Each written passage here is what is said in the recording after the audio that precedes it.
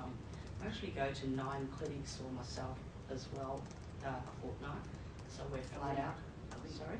Non-clinic. Oh no, fortnight.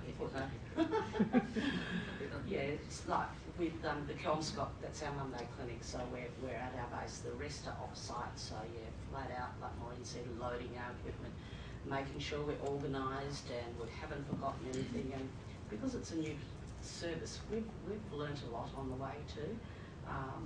Like anything new, you know, what works, what don't work, and developing our whether it's our paperwork, yeah, just changing it as needed to fit in how to work Aboriginal way, and that's really important. You know, the first thing of all before you can do the assessment, you know, greeting people warmly and trying to build up that rapport, and yeah, offering a cuppa, and also the resources are really important too.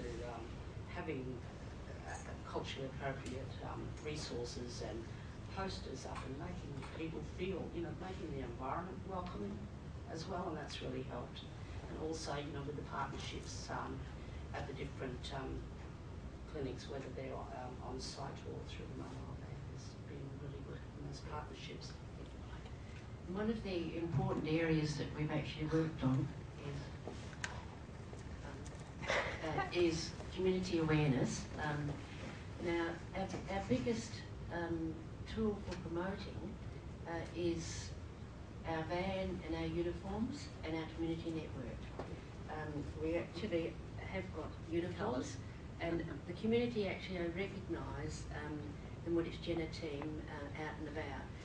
The van's been painted by an Aboriginal artist, and that was a community consultation process as well, where we went to the community and ran an art competition in South Metro Area Health Service, and the community voted which piece of art they wanted on the program.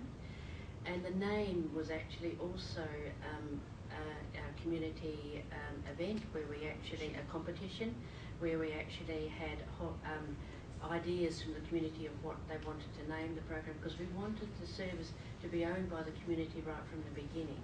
So they see it as their bus, and on it is our podiatry and diabetes service. And quite often we're asked, put to the test of really actually extending ourselves to attend community events. Just this year we've attended 9 community events of significant dates for Aboriginal family to support their community events because it is their van. Susie has actually been out to communities and promoted the service, dropped flyers off. Every opportunity we have, we've had good news stories, which you'll see some photos of shortly, where good news stories have been published in the local newspapers. We've been offered by different organisations to publish articles in their local newsletters. We've done mail-outs through Babinga Maya to all of the Aboriginal communities in the areas. So there's been quite a lot of innovative strategies to promote the service to the Aboriginal community. But I would say the most solid and deadly way of promoting the service is by good news stories and by making sure that we follow through and provide the service the way the community want. And just recently, when I was talking to an Aboriginal man attending, I asked him, so how did you find out about the service? And he said, oh, the word's out there, Maureen, we all know what's out there. You know, so if you actually, that's voting with your feet. So if you actually do get a response where the Aboriginal community are coming because they trust you and members of their family have a good experience, that's a solid way of actually promoting your service. The partnerships we've developed are all with service organisations that already provide services to Aboriginal people. Some of them are in memorandums of understanding where there's dual responsibility, and in other areas there is an agreement between a community organisation like Babinga Maya and us that we actually add to their service. So partnerships have been a really important part of the program because we needed to link with the local community, and that's had its challenges as well, in that when our staff have to work according to the work ethic of the organisation we're partnering with.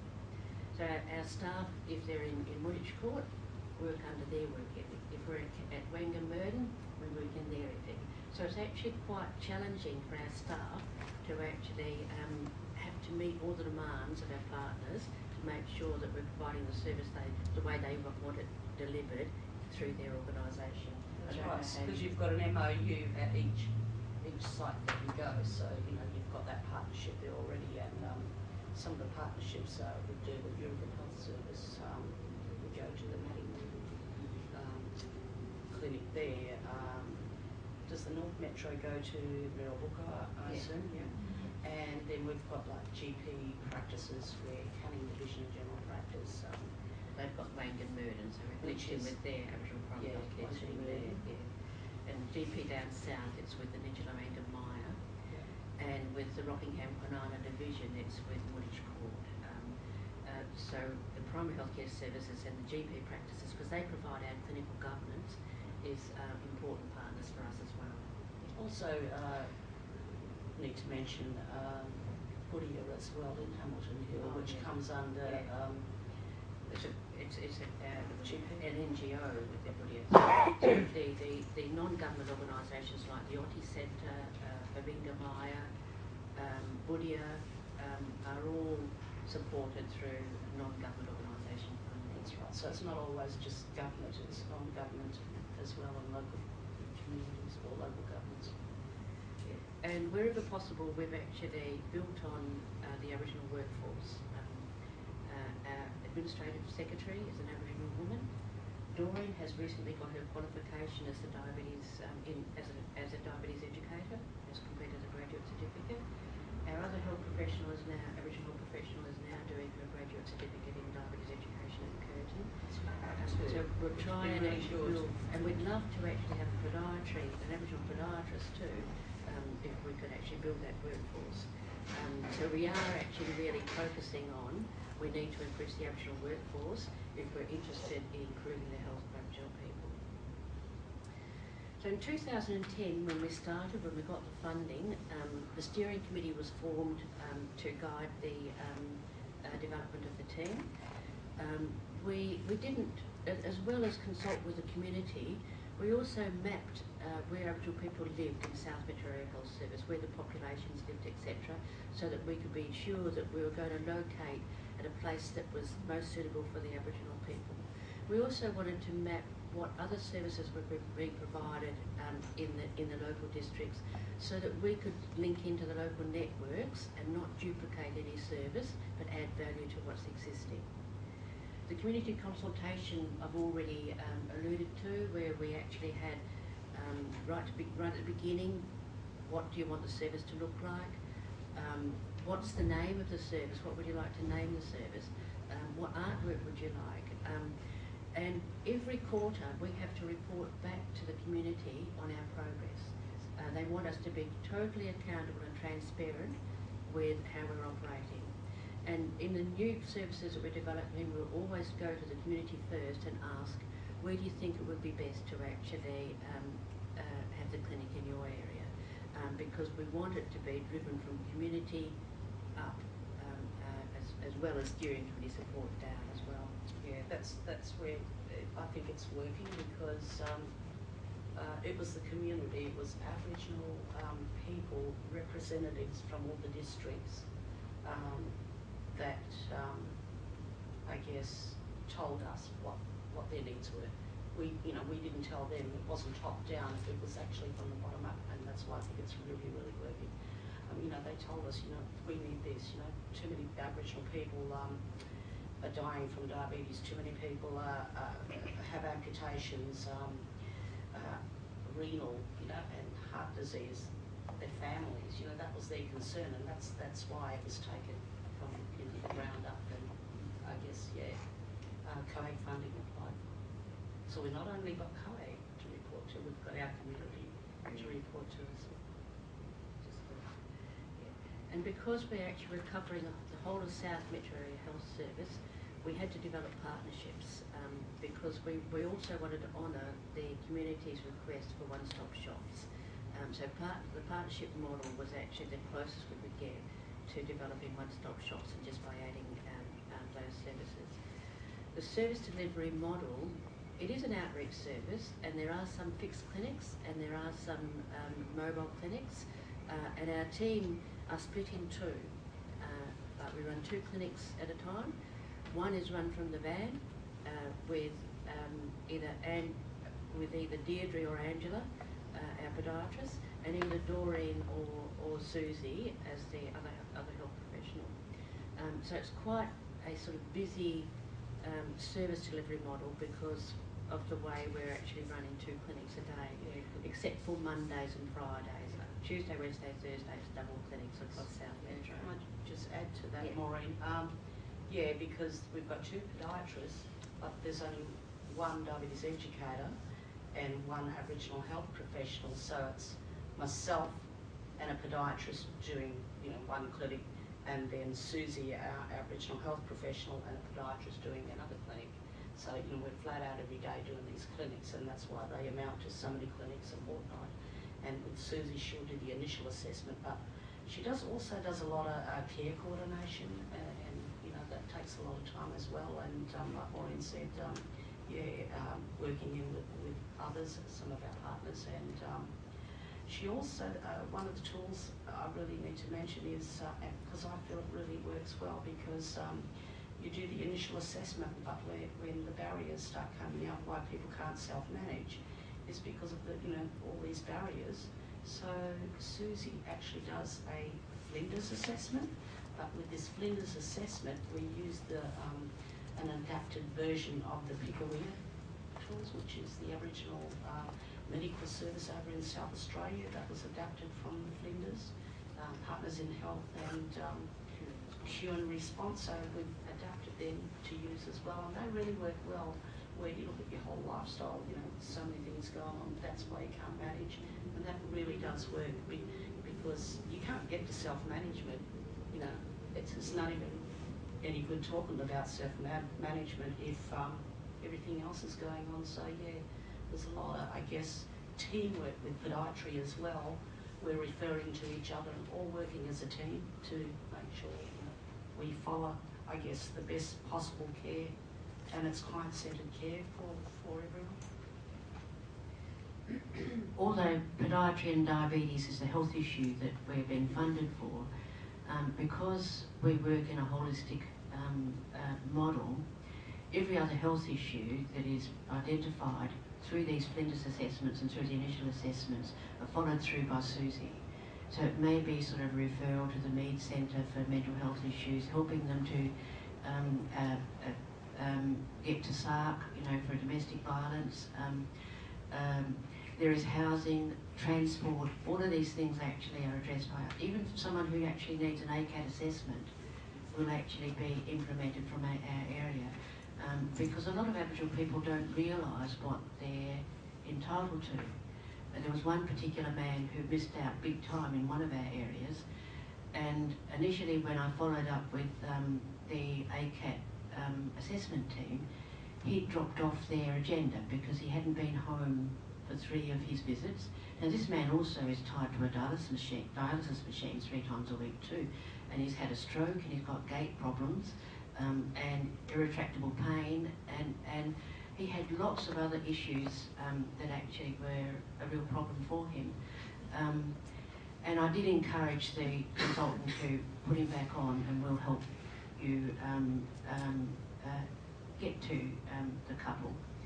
Doreen and Susie went out to visit the couple at home and talked to them about what an ACAT assessment was. And the reason why he hadn't been at home is that he didn't have a cat. When the person actually asked them, can I come out and do an ACAT assessment? So when he responded, he said, well, I didn't worry because I didn't have a cat. So there's lots of issues like that where we make assumptions that people know these things, and in fact, to him, it was the word cat meant a cat, not an aged care assessment. So it's all about jargon we're using, and people, people won't understand or may not understand. So we've got to be careful what language we're using. So when it came to Doreen and Susie immediately provided some taxi vouchers for him to to get to Nephro, to get to his dialysis unit, because he was leaving at 7 o'clock at night with his partner having to leave the kids at home and catch a bus to get to him at 7 o'clock at night, because he couldn't catch the bus on his own, leave the kids at home and get him home. So it was his partner who rang up in desperation, you've got to do something.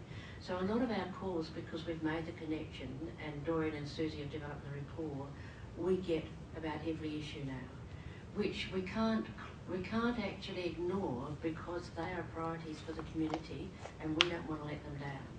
So although it wasn't our core business, it became an imperative for us to actually put in place the ACAT assessment for this person. And Susie went out to assist with all I needed to do was ring the dialysis unit, and I found the gentleman and told him what it was about, and he was there for the next day. So the assessment took place, and this man now has his transport needs, his financial support, he's got equipment and resources in his home to help him with his mobility. He's doing some rehabilitation for his mobility problems, and he was a person who had a stroke that didn't have any rehab after his stroke. So these sorts of things are what we're finding. So although we're podiatry and diabetes service, we also, and we don't want to duplicate any service, we just want to make sure that we change the way services are being delivered to Aboriginal people so that they know what's in it for them, what they're entitled to, and how can we help them to access the services. So the service delivery model is holistic, and it is the podiatry and diabetes that gets the person through the door, but then it's the rest of the family that we link into. So we might have one elderly Aboriginal man, but we're looking after 4 generations in that family. Yeah. Also, we've got to be flexible. You have to work in a flexible way, and we don't only have booked appointments, so people can just walk in. Anyone can walk in off the street from different clinics. And this is really good, so we just fit them in around what appointments we have. One of the difficulties is that we've got hard copy records, so we get an appointment list that we're expecting, and we go off with a full client load. They don't turn up, but everyone else does. And we have to be flexible around that too. Yeah. Our procurement was from a blank piece of paper. When we started the service in early 2000, mid 2010, we developed the service delivery model. We did the mapping. We ordered all the equipment. We set up bases. We ordered the van. We got all the instruments. We developed our client records. So it was quite a lot in relation to. We had 6 months to set up the actual infrastructure of the program. Then in December we actually recruited our staff, and as I said before, we had the panel actually had an Aboriginal health professional and a community member on each of the panel. We started to promote the service widely through our networks, through pamphlets, through drop-offs, going and meeting and greeting with stakeholders, going to staff meetings at different tertiary centres to actually promote our service and show our faces. We are the new kids on the block. And we started the Kelmscott Clinic in January 2011. Part of the infrastructure was setting up a solid evaluation framework for the program as well. In 2011, the team commenced, and it's a small team of 2 podiatrists, Angela Mackenzie and Deirdre Beard, Doreen Turvey, Susie Bonney, admin assistant Michelle Michael, and myself as the manager. So it's not a big resource, which is why we need to have partners to actually make sure we can ensure that Aboriginal people access the other services they need. We started off with the fixed clinics to begin with, because we didn't have the van. It took a while to actually get the van from Germany. I think it was frozen over at the time, and there was a bit of delay in getting the van over to Australia. We started with our fixed clinics. We started to develop memorandums of understanding with the divisions to set up the fixed clinics and get the equipment actually in place at these sites. And as I said, our meet and greets with different service providers around the services. And the clinics that we started with were Derby Yarragon, in Maddington, Kelmscott Base, the Canning Division Dam in Cannington, and down at Mandurah in the first instance, as they had the resources that we could actually link into straight away. And then at the end of 2011, the van arrived and we could commence van clinics. And just this year in February, we launched the program in partnership with the Woolwich Jenner from North and with the other COAG programs that have been established since 2010. It was actually launched on Australia Day at the Survival Concert. Yeah. Which is a big thing. So this is our team. Angela is the, how do I point? Is this a pointer here? Yeah, I think the green one. Yeah, But you'll point to the screen behind you. There you go. This is Angela Mackenzie, and she's a Scottish podiatrist. So we're very lucky to have her. She's a senior podiatrist with a lot of experience looking after Horace foot problems in Scotland, and they're some of the leaders in setting sort of guidelines in relation to podiatric care. And we've got Deirdre Baird. Now she's also a very senior and experienced podiatrist as well, so we're very lucky to have two senior podiatrists who are able to work in this flexible model. We did have a bit of an attrition rate with podiatrists in the first year, and we've actually been